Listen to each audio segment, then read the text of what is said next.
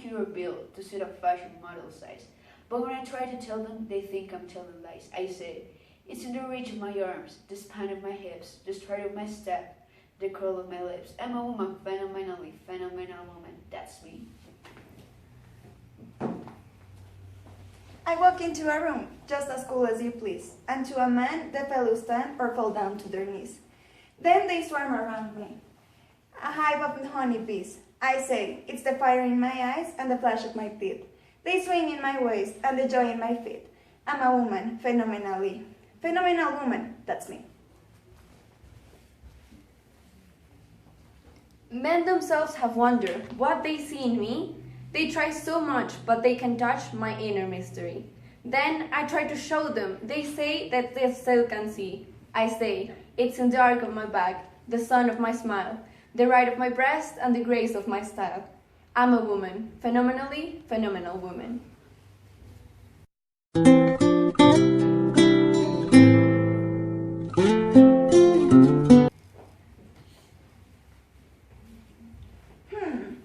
I think the poem is about breaking women's stereotypes, don't you think?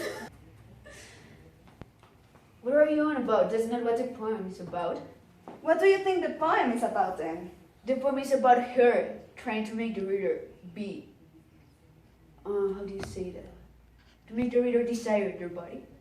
Why would you say that? She's saying that men can fly around her and all that, but she's still a woman and she's amazing and strong for it.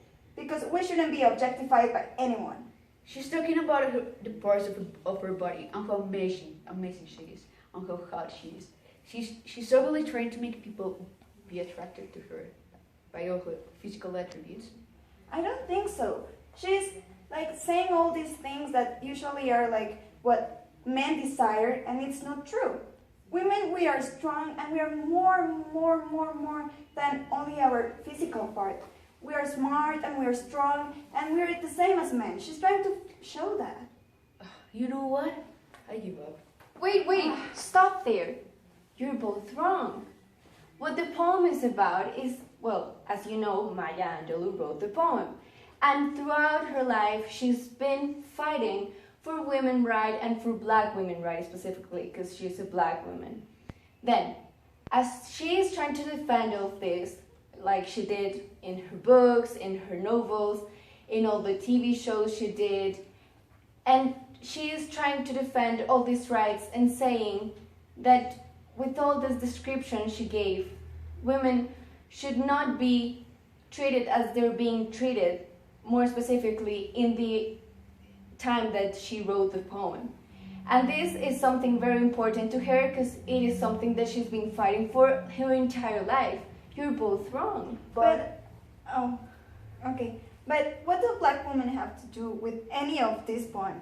Well, as you might know, all the body parts that she's describing, or well, most of them, are basically characteristic of black women.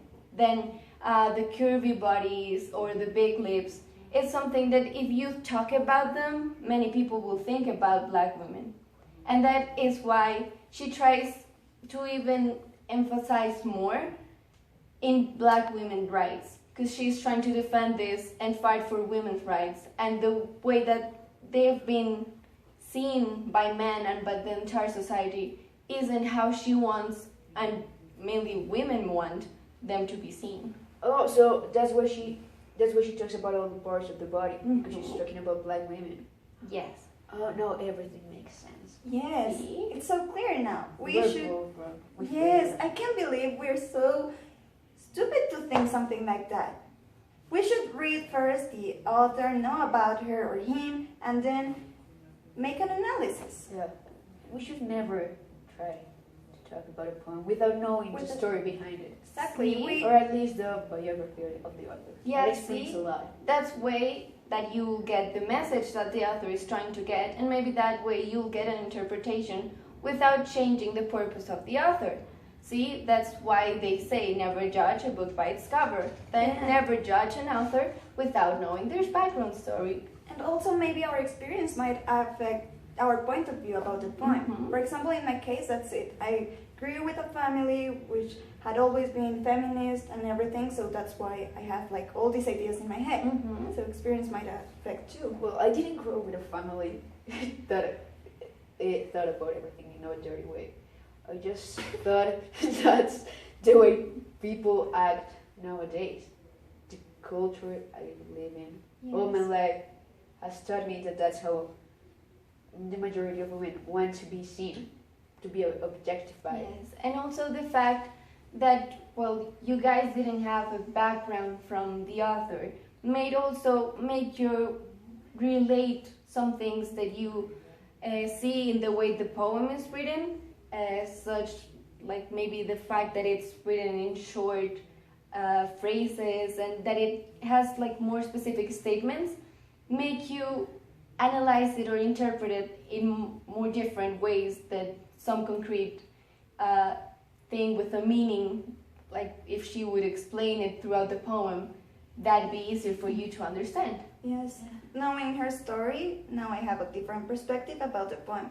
Next time I read it, I will understand it differently. Thank you. That's what you should do with all the things that you read, listen to, or see. Okay, thank you. Yes, we learned something new. Thank you so much. I'm so glad to learn something.